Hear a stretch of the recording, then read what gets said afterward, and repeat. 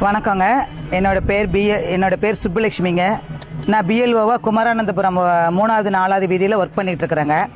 இப்போ வந்து பார்த்தீங்கன்னா நாங்கள் வந்து ஒரு வாக்காளர் வீட்டுக்கு போகிறோம். நாங்கள் அந்த எஸ்ஐஆர் ஃபார்மை எடுத்துகிட்டு வாங்க, அவங்களுக்கு ஃபில் பண்ண தெரியுமான்னு நாங்கள் கேட்குறோம். அவங்க எனக்கு தெரியாதுங்க, எனக்கு எழுத தெரியாதுன்னு சொல்கிறாங்க. அப்புறம் கொண்டு வாங்கன்னு சொல்லி முதலாவது வந்து எஸ்ஐஆர் ஃபார்மில் வந்து அவங்களோட பிறந்த தேதியை கேட்குறோம். அதுக்கு ஆதார் கார்டு அவங்க கொண்டு வந்து கொடுத்துட்றாங்க. அதை வச்சு நாங்கள் பிறந்த தேதி எழுதிடுறோம். அப்புறம் ஆதார் கார்டு நம்பர் எழுதிடுறாங்க. அப்புறம் வந்து அவங்க கையில் இப்போ யூஸ் பண்ணிக்கிட்டு இருக்கிற மொபைல் நம்பர் இதுவும் கரெக்டாக இருக்கான்னு பார்த்துட்டு அந்த தொலைபேசி எண்ணவே நாங்கள் கொடுக்க சொல்கிறோம். அது அவங்களுக்கு லகுவாக இருக்கும், கஷ்டம் இருக்காது. அதனால அந்த தொலைபேசி எண்ணவே அதில் எழுதிடுறோம். அப்புறம் அவங்க அப்பா பேர் எழுதுகிறோம், அவங்க அம்மா பேர் எழுதுகிறோங்க.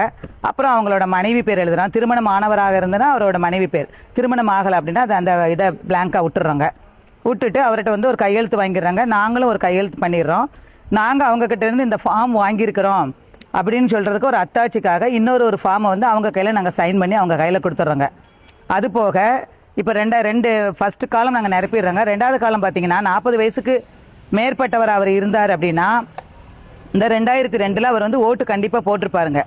அப்போ அந்த புக்லெட்டில் நாங்கள் தேடுறோம் அவர் ஓட்டு போட்டிருக்கிறாரா அப்படின்னு பார்த்துட்டு அந்த புக்லெட்டில் தேடி அவரோட பாகம் என்ன, வரிசை என்ன, எல்லாத்தையும் இந்த காலத்தில் நாங்கள் பதிவு பண்ணிடுறோம். சப்போஸ் அவர் வந்து இதான் முதல் ஓட்டு அல்லது 2வது ஓட்டு அப்படி இருந்ததுன்னா 2002 அவர் ஓட்டு போட்டிருக்க மாட்டார். அவருக்கு 20 வயசு அப்படின்னா அவர் போட்டிருக்க மாட்டார்.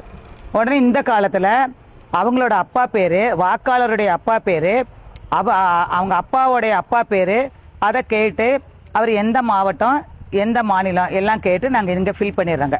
ஃபில் பண்ணிவிட்டு அவரவே ஒரு ஃபோட்டோ ஒட்ட சொல்லிவிட்டு அதுக்கு உண்டான ப்ரூஃபையும் இன்னொரு ஃபார்மில் நாங்கள் எழுதி அதில் சைன் பண்ணி அவரையும் சைன் பண்ண வச்சு நாங்கள் அந்த ஃபார்மை அவர்கிட்ட கொடுத்துட்றோங்க.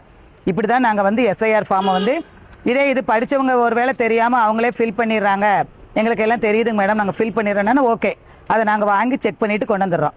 படிக்காதவங்க, வயசானவங்க, எழுத தெரியாதவங்களாம் அப்படி இருந்தாங்கன்னா நாங்களே அவங்க வீட்டில் உட்காந்து அவங்களுக்கு நிரப்பி கொடுத்து அந்த ஃபார்மை நாங்கள் வாங்கி கலெக்ட் பண்ணி எல்ஓவோட டியூட்டி என்னென்னா ஒரு 4 லைன் தான் இருக்குது. அவங்க அம்மா அப்பா பேரை கேட்குறோம், அவங்களோட ஆதார் நம்பரை பார்த்து எழுதுகிறோம், அவங்களோட பிறந்த தேதியை பார்த்து எழுதுகிறோம். இதில் வந்து ஒரு கஷ்டம் வந்து கிடையாதுங்க.